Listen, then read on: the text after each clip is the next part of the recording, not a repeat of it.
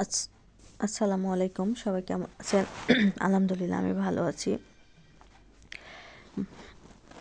প্রথমে পেঁয়াজ কুচিগুলো ভেজে নিলাম, তারপরে কিছু মাছ ভেজে নিলাম। তেলাপিয়া মাছের রেসিপি নিয়ে চলে আসলাম আজকে।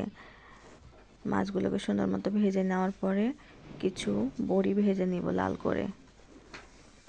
বড়িগুলো ভাজা হয়ে গেলে আমার এই যে তুলে নিয়েছি। মাছও ভাজা হয়ে গেছে, বড়িও সুন্দর মতো ভেজে নিয়েছি। তারপরে তেলের উপরে কিছু পেঁয়াজ কুচি দিয়ে দিলাম, ধনিয়া গুঁড়া, মরিচ গুঁড়া, লবণ, হলুদ গুঁড়ো, আদা রসুন জিরা বাটা দিয়ে মশলাটাকে ভালো মতো কষিয়ে নিতে হবে। তারপরে কিছু আলু দিয়ে দিলাম, আলু এবং বড়ি ভালো মতো কষিয়ে নিব। বড়িটা একটু সময় লাগে সেদ্ধ হতে, তাই একসঙ্গে আলুর সঙ্গে দিয়ে দিলাম। ভালো মতো কিছুক্ষণ ধরে কষিয়ে নেওয়ার পরে মাছ অ্যাড করে দিলাম। মাছও ভালো মতো কষিয়ে নেব। মাছ যদি ভালো মতো না কষানো হয় তাহলে মাছে কিছুটা গন্ধ থেকে যায়, তখন মাছ খেতে ভালো লাগে না। বেশিক্ষণ ধরে মাছটিকে কষিয়ে নিতে হবে।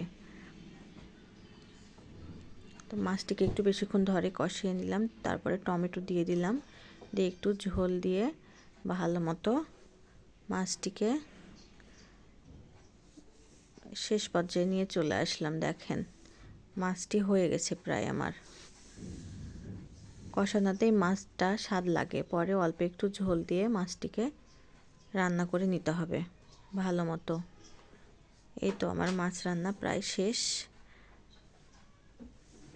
ভিডিওটি ভালো লাগলে একটা সাবস্ক্রাইব করে দিবেন। এই তো আমার শেষ মাছের ঝোল রেসিপি।